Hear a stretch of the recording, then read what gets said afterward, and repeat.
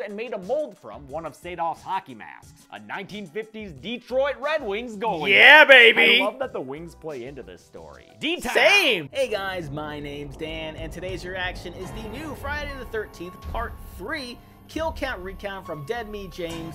And this is always fun, as I've been saying, revisiting these movies. There was one kill in particular that rewatching it, I legit have to watch over and over, and I could not stop laughing. Hopefully, James gets into it, and I'm sure if you've seen the movie, you guys know exactly what I'm talking about. But before we get into it, if you haven't already, please go over and support Dead Meat. I'll leave a link to his channel, long link to the original video in the description. And I'd like to thank all you new Dead Meat fans for deciding to check out this video. Really do appreciate it. But I do hope you guys decide to stick around and hit that subscribe button, because not only by doing so will you help me grow my channel, but you also get access to future and past Dead Meat reactions that I've already done, and it's super easy to do. First, go right below this video, get that like button, some love, and click that subscribe button right there. And without any further ado, let go. Welcome to the Kill Count, where we tally up the victims in all our favorite horror movies. Nice shirt. I'm James H. and today we're looking at Friday the 13th Part 3, released in 3D in 1982. Since Friday Part 2 was a box office success, Paramount decided to keep the series going. And yeah, this is the one where Jason gets his hockey mask. It is also the only Friday where none of the characters ever say his name. Nobody ever says Jason in this one. I didn't even know that until a few days ago. The original idea for Part 3 involved Part 2's final girl, Ginny Field. She would be in a sanitarium dealing with her trauma when Jason would show up and start killing people there. At the behest of her agent, however, Amy Steele declined to return for another film, something she later said she regretted. With that novel idea in the waste bin, it was back to the same old shit, killing a bunch of attractive teens around Crystal Lake. As a hook to bring people in to watch the same goddamn movie again, Friday the 13th Part 3 was filmed in 3D. 3D films had a golden era from 1952 to 54, but in the early 80s, new technologies were developed to bring the style back better than ever. Friday 3 was at the vanguard of this tech, using a lot of new camera systems and emulsion techniques I'm simply not knowledgeable enough to speak about. All I know is that the 3D dominated the film's production, at the expense of pretty much everything else, especially the performances. You weren't really worried so much about your acting skills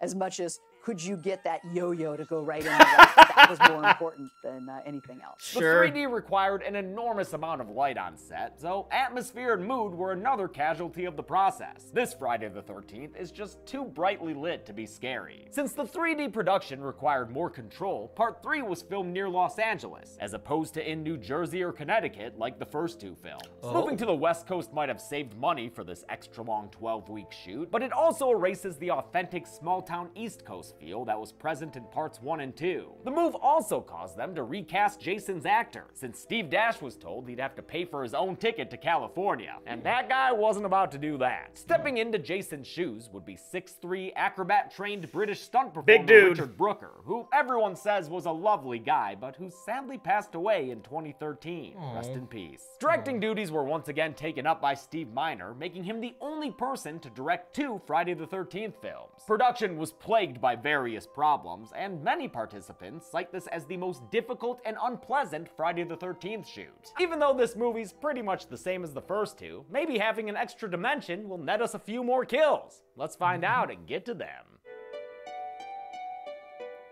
The movie begins with, oh good, a recap. I mean, this one did come out a whole 16 months after Part 2. Better remind everyone of Ginny's mommy imitation that helped her escape the wrath of Baghead Jason. I think this recap implies that the scene with Muffin and Hillbilly Jim Jason was a dream, since it's never shown, and since our first new footage, a full 5 minutes into the movie, is of Jason stirring to life after Paul and Ginny hobble off. He scoots his little behind across the floor as Mrs. Voorhees' head offers us some title cards. Whoa! Whoa! Whoa-tastic credit sequence is the only unique one of the first 7 films, with its 3-dimensional text and its memorable disco version of the Friday the 13th score. This zippy-zappy tune, composed by Michael Zager, is so beloved by fans it's been performed live by cover bands. It's really good.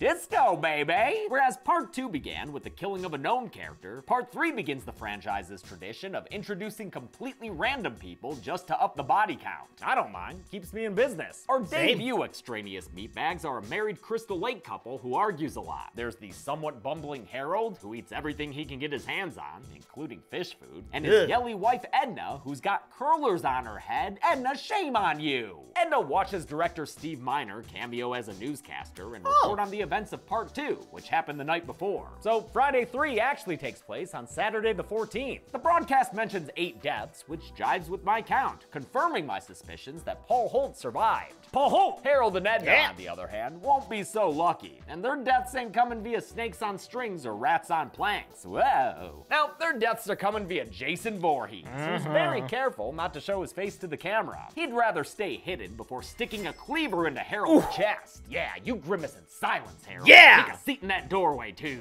For Harold's kill, the late actor Steve Susskind wore a piece of balsa wood with a blood tube on top. When the cleaver hit the wood, however, it buried the tube in it, which is why the blood is mostly inside his shirt during the close-up. Honestly, though, that was the least of concerns during production. This scene was the first thing shot for the film, but issues with the 3D tech required a full reshoot. We didn't have time for tests. The camera system was new. We were evolving it as we went. As would be the case with the rest of the movie, the cast had to do dozens of takes to get the 3D objects pointed correctly into the camera. You can see Steve Susskind cheat out of frustration when he looks back at the camera to make sure that pole is where I it didn't should even be. notice that! Additionally, Friday 3 also used the new Luma crane, which allowed for long, stable moving shots like the one that opened this scene. I actually prefer the Steadicam style of Part 2, and the crew members on Friday 3 weren't fans of the Luma either, especially after it fell over once and ruined an entire shoot day. The opening scene ends with Edna's death, who dies when Jason punches through the window to grab her by the face. He sticks a knitting needle through the back of her head, and it comes out through her mouth in the front. Little whoa.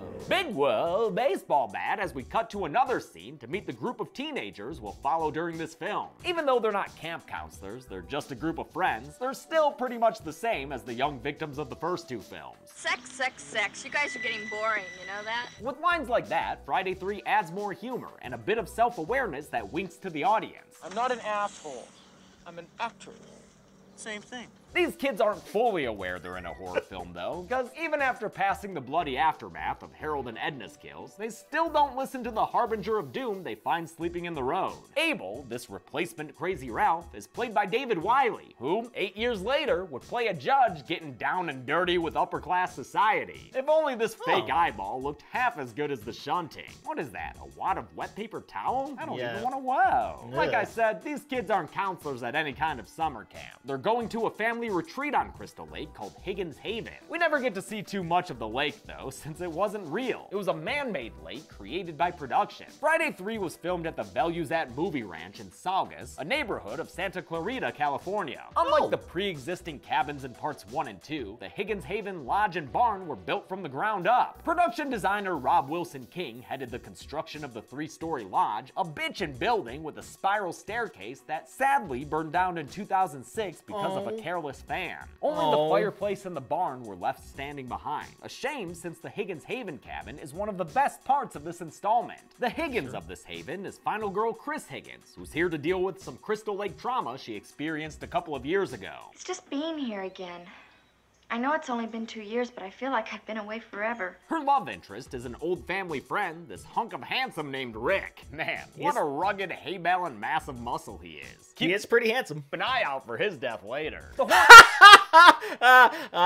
The couple of the crew is Andy and Debbie, and Debbie needs you to know that she's pregnant. That's what happens when you're pregnant. Debbie's played by— Hey, we're pregnant, remember? Yeah, we know, Debbie. Debbie's played by Tracy Savage, who was then 19, but who had been acting since she was a child. Friday 3 was the first time Savage was on a set without her parents, and the last role she took before retiring from acting. After this, she'd earn a degree in journalism at the greatest college in the US of A, the University of Michigan. Oh yeah! Savage Go would later Blue! play a part in the O.J. Simpson trial, where she withstood a threat of jail time from Judge Lance Ito to conceal her confidential sources. Hell yeah! Even with her career in journalism, Savage is still probably best known for this role. Every newsroom I've ever worked in, I've always gotten fan mail from Friday the 13th fans. She seems to be okay with it though, and even jokes about the nudity she did on screen. In the beginning, I might have been a little uncomfortable with it, but all these years later, I think, wow, I had a pretty nice body.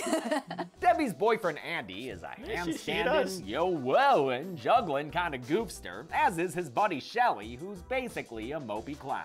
You be yourself if you look like this. Seriously, Poor this guy. guy is such a downer. They said they were going skinny dipping, and I'm not skinny enough. And his idea of a funny prank is traumatizing his friends. Get the fuck out with that, you Bob Ross hair-having buffoon. Shelly's Yeah, that's probably the only reason why I never felt bad for him. Larry Zerner says he was pretty much Shelly in real life. In fact, director Steve Miner just told him to be himself on set. Zerner, who was only 18, was literally found on a street corner by Friday 3's credited screenwriters Martin Kitrosser and Carol Watson. Kitrosser was a script supervisor on Fridays 1 and 2, and with his wife Carol Watson, wrote the first screenplay for Part 3. It was a bit too complicated for Miner and producer Frank Mancuso Jr. though, so they hired Romanian-born Petru Popescu to do an uncredited rewrite. Popescu's version simplified the script and made it easier for the complicated 3D filming process. And by that I mean he made it the same as the first two movies. Yes. Chris and the Preggy's couple are trying to set up Shelly with their friend Vera, who gets an unusual bit of shading in for a Friday the 13th side character. She's shown being picked up at the home of her Spanish-speaking mother, and later experiences some, I think, casual racism. We don't accept no food stamps. The final two characters of the friend group are Chuck and Chili, fantastically stereotypical stoners who smoke so much weed they friggin' hotbox that groovy van. But don't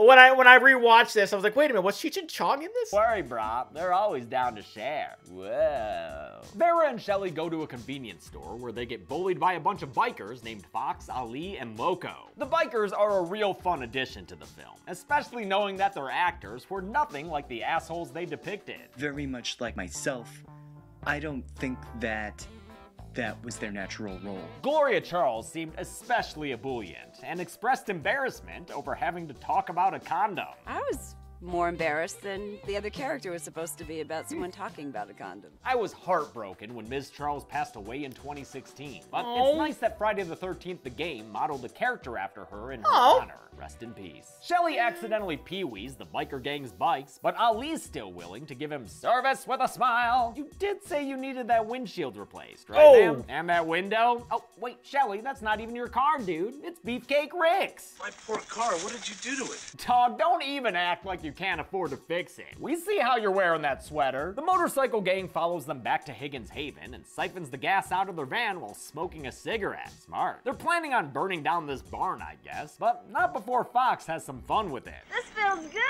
A lot of fun with it. Fox disappears, and when Loco finds her, she's dead, pinned to a rafter by a pitchfork through her neck. I love how the camera shows that her feet are above the ground. This was done with a wire support system around Gloria Charles's back that was attached to the barn's rafter. Loco then meets his end when Jason stabs him through the gut with another pitchfork. This kill was done in a similar way to Fox's, with a plate on actor Kevin O'Brien's back that had pitchfork prongs attached. I love how O'Brien times that cigarette drop as he dies. Ali comes into the barn last and gets a face full of Loco. 3 more and he'll be drunk as hell. Jason drops in to greet Ali to Higgins Haven and gives him a welcome package of punches. Chris has a scene of character development that's so long it earns itself a doodly-doo, doodly-doo, doodly-doo. This flashback story is not only unusually detailed for our final girl, but also a bit incongruous with Jason as we'll come to know him. Chris says a couple of years ago, after a fight with her parents, she ran out into the woods and was attacked by a, quote, hideous man,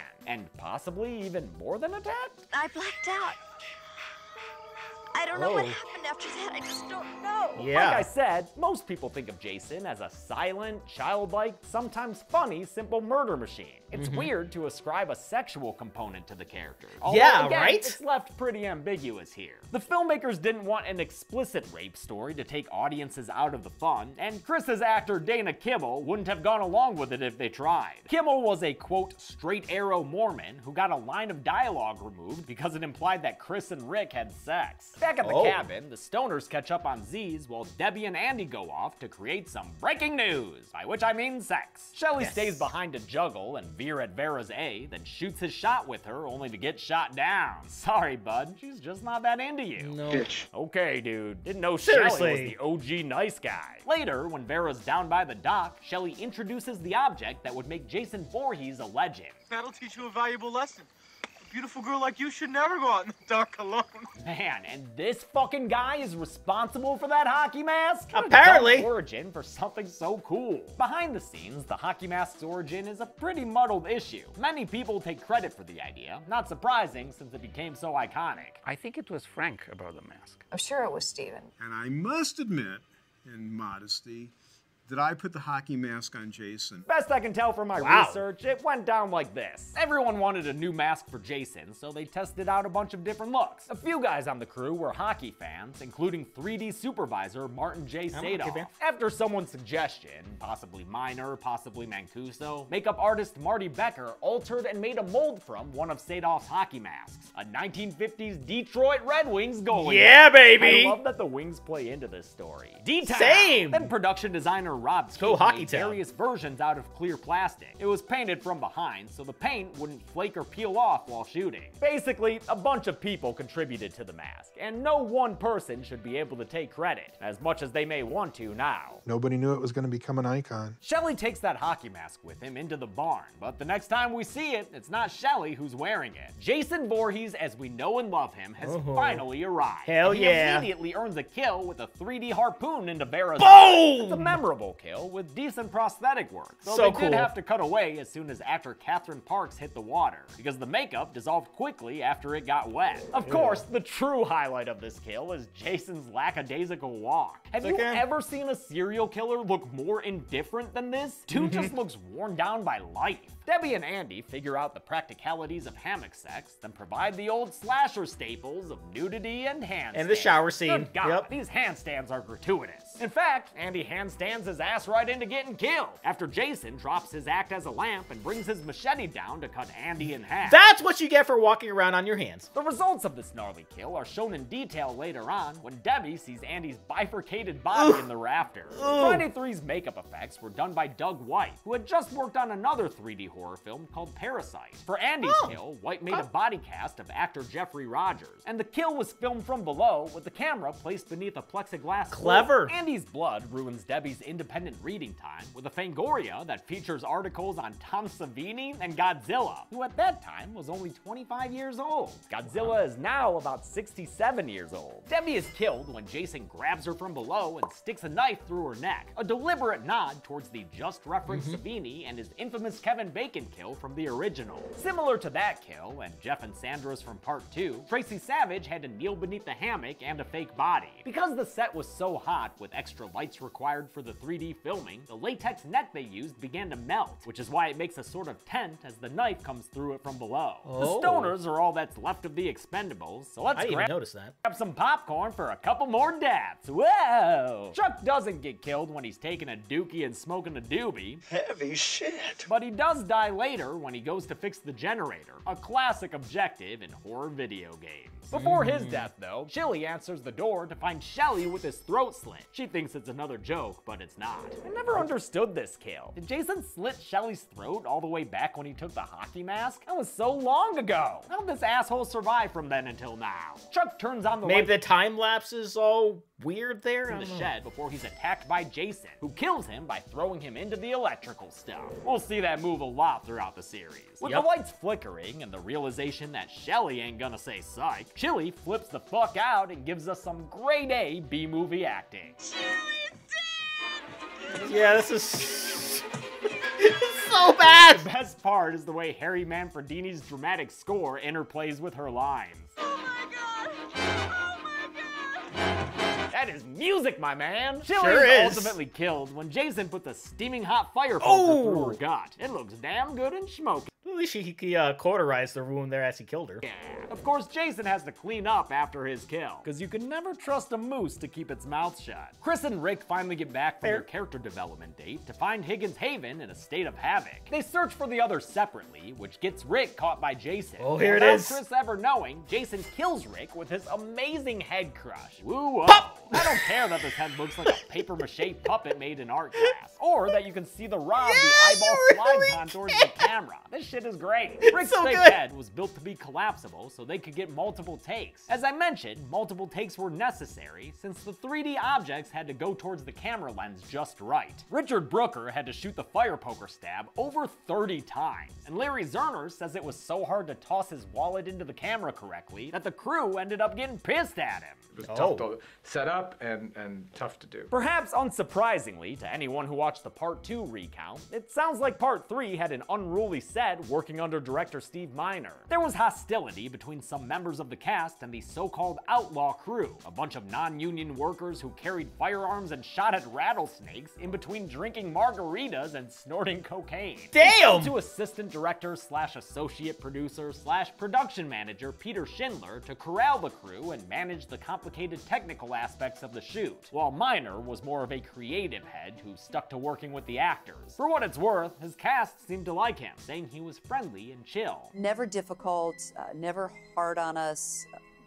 Just a nice guy. With all the other characters finally dead, it's about time for a final girls circuit, don't you think? We just need a proper starting gun. Wet floor? No, that's just a nuisance. Bloody clothes? Well, we're getting closer. Yeah. If only we had... Perfect! The body of a dude Chris has never met before. And we're off! Jason spices things up by chucking Rick's body through the window, which, gotta say, we already saw in the original when Tom Savini went through glass and turned into Brenda. When Jason appears at the window, it really sets things off. And though Chris doesn't use a chainsaw like Ginny did, she does dump a bunch of books on the J-Man. Get schooled, motherfucker! Later, after finding Debbie's body, Chris gets more dangerous, taking the knife she finds in her friend and using it to stab Jason in his hand. Fucking ouch. She successively swipes until she successfully knifes his knee, putting an end to his adventuring days. Then she keeps the hits coming by taking a log to Jason's dome, spilling his big ass through the porch banister, and allowing her to escape to the van. The wagon stalls out on a baby bridge, and Jason almost gets because of the lack of gas from earlier. Again, but she traps him in the window until he makes good use of that face mask. Eventually, she winds up in the barn, which Jason tears all the fuck apart trying to find her. Damn, Jason, you mad, bro? Well, just look up, man. You might get a face full of Chris takes a shovel and knocks Jason silly with it, and frickin' hangs him from his neck out the barn window. Damn, that's cold-blooded, girl. We get a great moment when Chris opens the doors to reveal that Jason's hanging there, and when he shows he's still alive and has plenty of upper body strength. Jason removes his mask to get the rope from around his neck, showing Chris that he's the same man who attacked her in the woods 2 years ago. Before he can move in to finish the job, the still alive Ali wakes up from his hours-long hay nap. He quickly gets his hand cut off and beaten senseless. This time, instead of with a fist, Jason uses a machete. That's finally enough to kill Ali.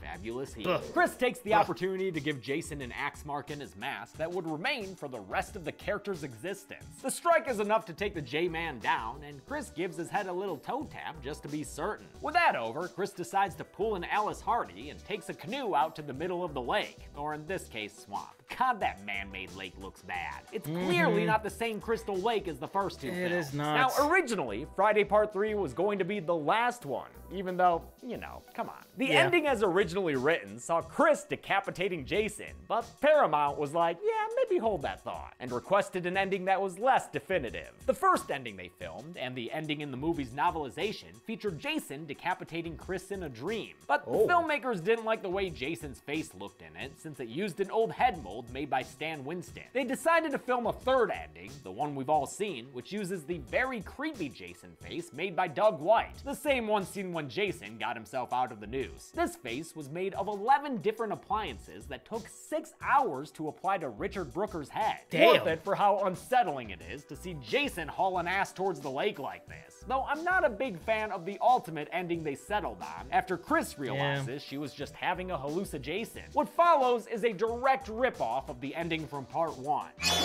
Only with a was Swampy Mrs. Voorhees instead of Little Boy Jason. Mrs. Voorhees here was played by the film's second AD, Marilyn Poucher, who had to endure the man-made Lake Stillwater full of mosquito larvae and tadpoles. Gross. Glad she got to keep the mask as a piece of film history. That's but cool. To me, this recycled chair jumper just cements this installment's unoriginality. Once again, the imaginary scare is capped off with a scene of authority figures saying it wasn't real. A very unstable seeming sole survivor Chris Higgins is taken away in the back of a police car. The movie ends showing us the big man downed in the barn, the axe still in his head, and life still in the series.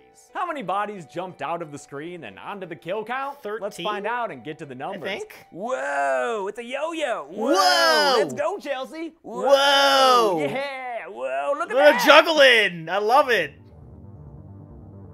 12 people died in Friday the 13th Part 3, one kill short of the magic number. The victims included 5 women and 7 men, with 5 or 6 of them having some kind of 3D element involved. With a runtime of 95 minutes, that left us with a kill on average every 7.92 minutes. I'll give the golden chainsaw for coolest kill to Andy. Not only is it good and gory, the way it's shot from beneath is awesome. Yeah, it looks His so corpse cool. dripping down blood is a memorable sight too. Dull machete for lamest kill will go to Shelly, because it doesn't make sense. How long was that motherfucker walking around with a slit-ass throat? And that's it. Friday the 13th Part 3 came out in 1982 and was the most successful Friday sequel until 2003's Freddy vs. Jason. In fact, Part 3 did so well, it made its money back opening day before West Coast screenings even started. Wow. Theaters literally ran out of 3D glasses by Sunday night opening weekend. Despite this, the franchise would half-heartedly try to end things in the next film, designating it the final chapter. But of course, we all know how that went. I'll look at that false ending next week, but until then, I'm James A. Janice.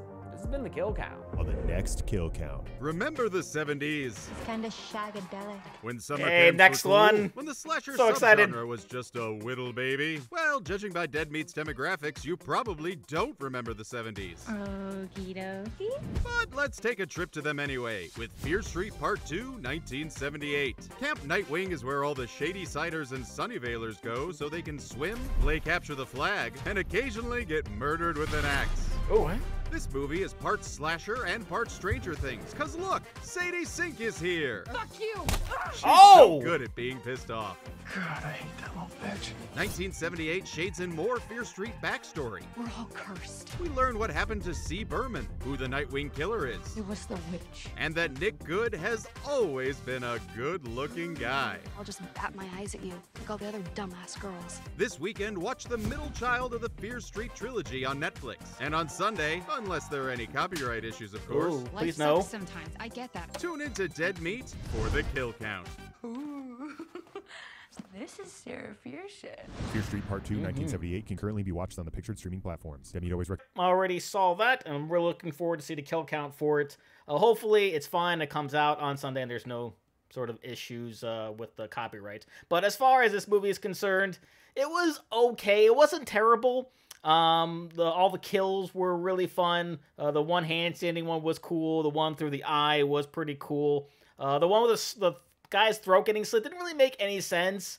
It kind of makes me think maybe they shot some of these scenes out of order and they just didn't decide to reshoot that, because he would have been walking around with that if everything was happening like in order as far as like the movie's concerned, with his neck open for a good while, I feel like, and that's not really possible. But this did bring about the iconic Jason mask that we all come to know and love, and something that I have come to know and love over the years. So yeah, I'm looking forward to see what he does with Part 4. I don't really remember that too much. I'm going to have to rewatch that as well. And for those of you who are curious about the whole Michigan references, I'm pretty sure he's born there, and I also have family who comes from Michigan. My dad is a big Red Wings fan, big Michigan fan, so that's kind of been passed on to me. But that will do it for me here. But before I go, I would like to give a huge shout out to all my $5 and up supporters on Patreon: Marvin Espinoza, Cruising, Wolverine 310, Kefster, Cronage, Amber K, Minnie Melt, Kelsey, and Lauren Davenport. And thank you guys so very much. And if you'd like to have your name read at the end of each and every one of my videos, plus many other fun goodies, including requesting me to react to whatever you want to see me react to, please head on over to patreon.com/DDanReactor. The link will be right there and in the description. And with that being said, comment down below. Let me know, where does this movie rank on your all-time Friday the 13th movies? Please leave a like if you enjoyed. Also want to see past reactions I've done to other Dead Meat videos. And that's playlist right over there full of videos for you. Share this video, subscribe if you subscribed already. Ring notification bell because I put up new videos every single day. And I'll see you guys next time.